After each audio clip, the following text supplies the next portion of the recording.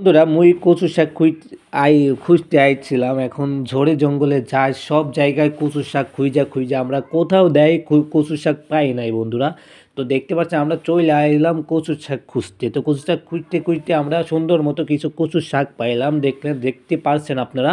তো এখানে দেখতে পাচ্ছেন যে কচু শাক খোঁজার জন্য আমরা সব জায়গায় পদক্ষেপ গ্রহণ করে নিচ্ছি, কিন্তু কোথাও ঠিকমতো কচু শাক পাইতেছি না বন্ধুরা।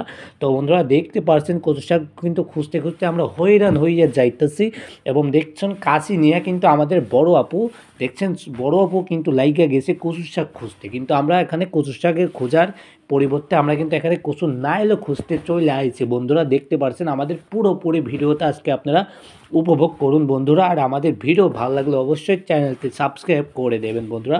তো ছোটো বাচ্চাকে নিয়েও চলে আসছি আমরা কচুর শাকে কচু তুলতে বন্ধুরা। তো দেখতে পাচ্ছেন ভালো লেভেলের কিছু আমরা কচুর শাক এখানে তুলছে এবং এগুলো দিয়ে আমরা আজকে ঘন্টন কইরা খামো। এবং আপনাদের দাওয়াত রইল অবশ্যই আমাদের ছোটো ইউটিউব চ্যানেলে বন্ধুরা।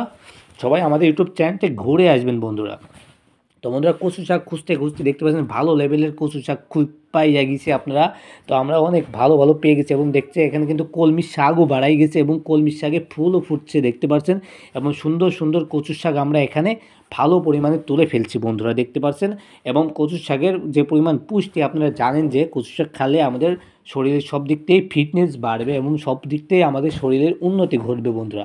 এই জন্য আমরা খুব কষ্টে গর্তে মধ্যে জঙ্গলে ঝড়ে যেখানে সেখানে আমরা কচু শাক খুঁজতে বের হয়ে পড়ছি বন্ধুরা। এবং এগুলো এখানেই পাওয়া যাবে, এগুলো বাসার আঙিনায় এখন খুঁজে পাওয়া যায় না এগুলো। এই জন্য আমরা দূরে গেছি কচু শাকগুলো খুঁজতে বন্ধুরা।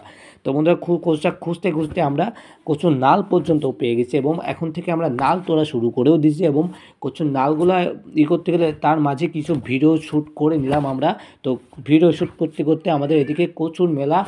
তো আমাদের ভিডিওতে ভালো লাগলে আমাদের চ্যানেলটি অবশ্যই সাবস্ক্রাইব করে দেবেন বন্ধুরা, এইটুকুই অনুরোধ রইল আপনাদের কাছে।